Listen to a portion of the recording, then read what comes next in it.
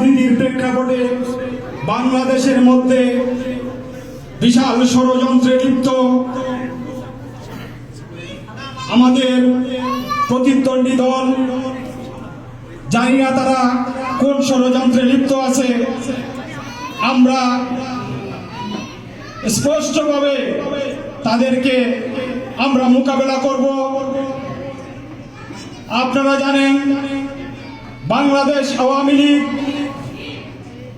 পর্যায়ক্রমে বাংলাদেশের মধ্যে বারবার চক্রান্তের শিকার হয়েছে।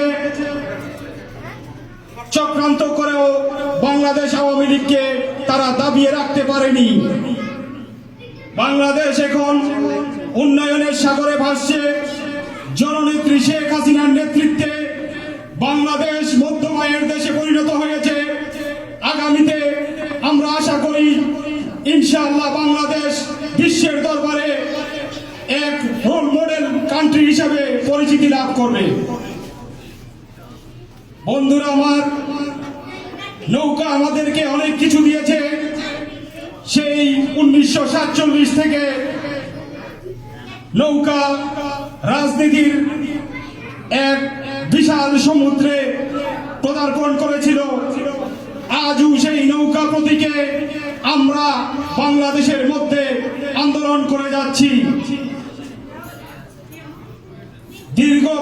দীর্ঘ সময় রাজনীতি করে বঙ্গবন্ধু শেখ মুজিবুর রহমান বাংলাদেশকে বিশ্বের দরবারে পরিচিত